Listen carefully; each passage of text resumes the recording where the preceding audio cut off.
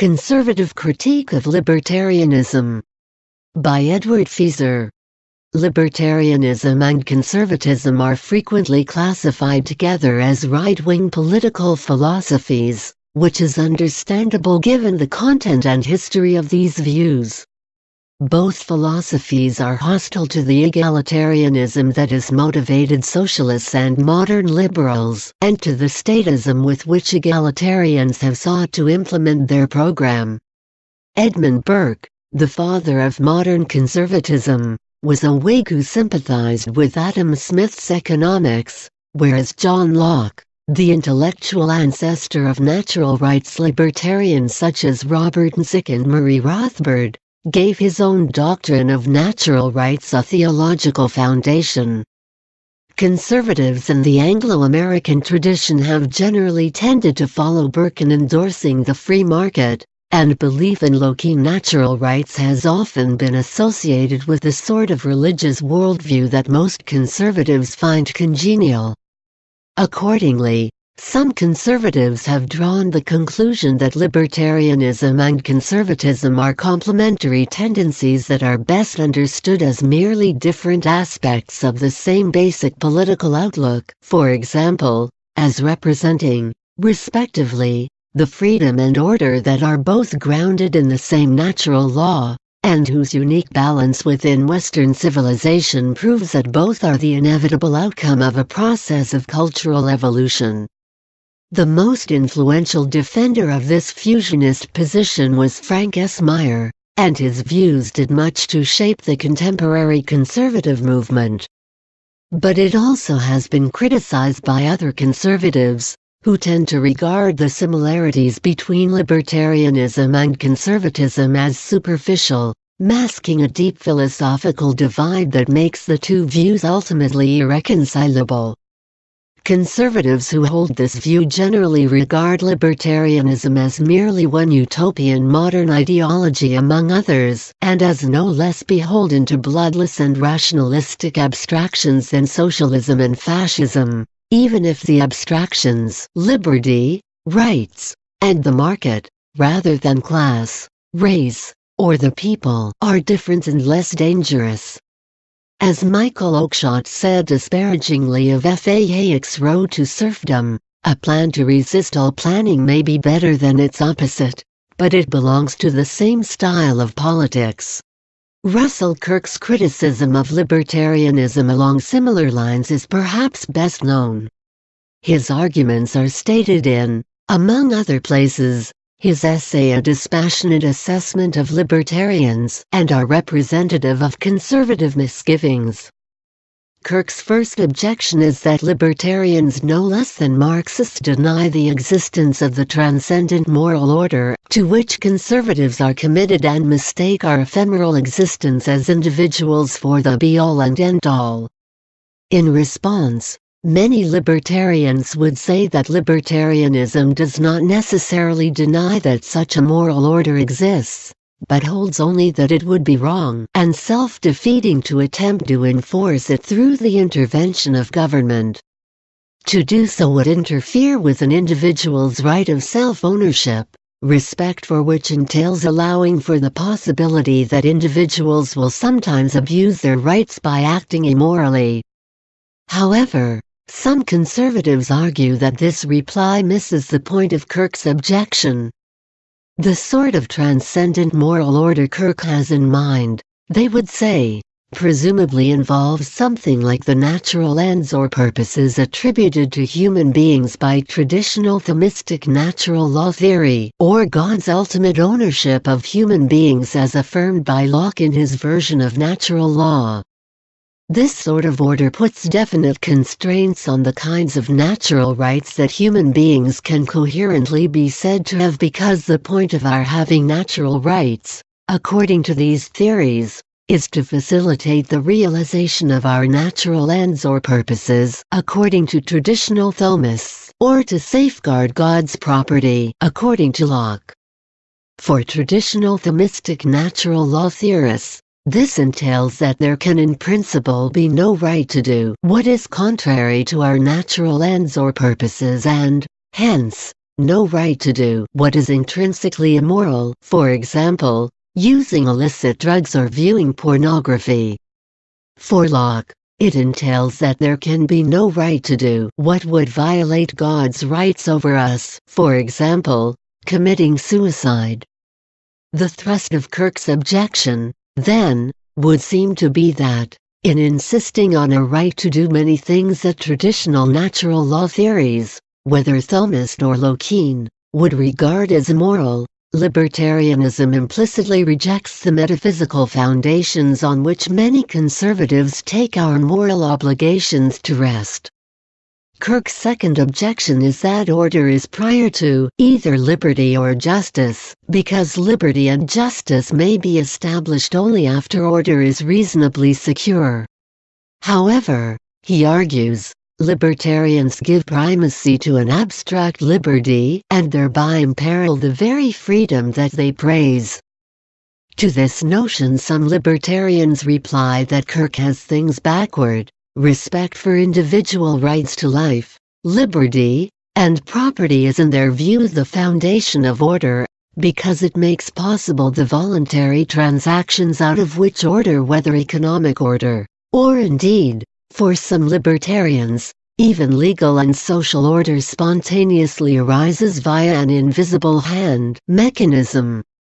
This disagreement brings us to Kirk's third criticism, which is directed at the libertarian view that what holds civil society together is self-interest, closely joined to cash payment. For Kirk, the market mechanisms appealed to by libertarians necessarily presuppose a moral framework within which the members of society view each other as more than merely potential trading partners with whom they might contract for mutual benefit. Society, he says, and in this comment he echoes Burke, is a community of souls, joining the dead, the living, and those yet unborn. This line of thought has been pursued most systematically in recent years by Roger Scruton, who argues that the economic, political, and legal institutions of a free society can function only against a background of mutual trust between citizens, which requires a shared sense of membership in a community defined by social ties and loyalties religious, ethnic, and cultural that run far deeper than considerations of abstract right and rational self-interest. Kirk's fourth objection alleges that libertarians generally believe that human nature is good and beneficent, though damaged by certain social institutions, contrary to the conservative view that human nature is imperfect and imperfectible, at least in this life. Presumably, what Kirk had in mind here was the kind of celebration of man and of the power of human reason that one finds in writers like Ayn Rand, although not all libertarians have put the same emphasis on this theme that she did. Still, there is a tendency in libertarian thinking to attribute the shortcomings of existing societies less to individuals than to institutions, especially governments. Kirk's fifth line of criticism takes more direct aim at this attitude, contrasting the libertarian view that the state is the great oppressor with the conservative view that the state is natural and necessary for the fulfillment of human nature and the growth of human civilization. This idea is again inherited from the Thomistic natural law tradition, which regarded the state, no less than the family and the church, as a social institution having an objective nature that does not arise from human convention or contract.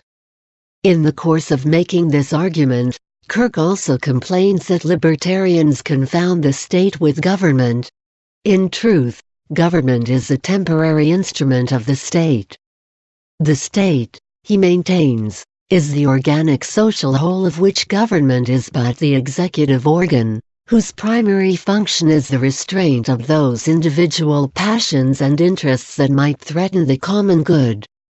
Some libertarians, such as adherents of the public choice analysis of governmental action, would object that government officials are motivated by selfish passions and interests no less than are private individuals. However, Conservatives tend to argue that in the modern world this fact holds true largely because of the predominant individualist ethos, which models all human relations on market transactions and government on the private firm, so that even the occupants of governmental offices inevitably regard them as a means of personal advancement. The older ideals of noblesse oblige and of government as a sacred trust vouchsafed to man by God for the public interest rather than private gain were destroyed when the traditional view of the state as a divinely ordained natural institution gave way to the classical liberal view of the state as merely a human artifact created by a social contract entirely for the furtherance of private interests. From the conservative point of view, the libertarian critique of the pathologies of the modern state is analogous to a doctor's diagnosis of a disease that he has inflicted on his patient. Kirk's final objection to libertarianism is that it fancies that this world is a stage for the ego, with its appetites and self-assertive passions, and eschews the duty, discipline, and sacrifice on which the preservation of society depends. This view is impious, in the sense of the old Roman pietas. That is, the libertarian does not respect ancient beliefs and customs, or the natural world, or love of country. These charges might seem unfair especially because many libertarians are religious and patriotic. Kirk's criticism, however, is presumably directed not at the personal motives of libertarians, but rather at the implications of their philosophy. What conservatives tend to object to in libertarianism is its insistence that we can have no enforceable positive obligations to others to which we do not explicitly consent. Most conservatives argue that we actually have many such obligations, to our parents, children, and other kin, to our country, and, at least in some circumstances, to those members of society who are in extreme need. These obligations are not based on an egalitarian conception of justice, to which conservatives would object no less vehemently than libertarians do, but rather on an organic and frankly an egalitarian view of society in which, to quote a line from Marcus Aurelius cited by Kirk, we are made for cooperation, like the hands, like the feet. Not all of us have equal honor or equal duties, but each of us nevertheless plays an irreplaceable role in the overall social body, with the strongest members having, if not a duty to renounce their strength, at least a duty to use that strength to help the weakest. Conservatives hold that this help should come primarily from families, churches, and other private agencies closest to those in need, but a role for government, especially at the local level, cannot be dogmatically ruled out. Thus, Scruton objects to Nozick's claim that taxation amounts to forced labor, holding that if we are to concede such an argument, then we abolish the conservative enterprise, and cease to acknowledge the web of obligations by which citizens are bound to each other and to the state. If, as many conservatives hold, the state is a natural institution that exists to provide for the common good, then it has a right to a portion of our income so that it will have the wherewithal to perform its proper functions.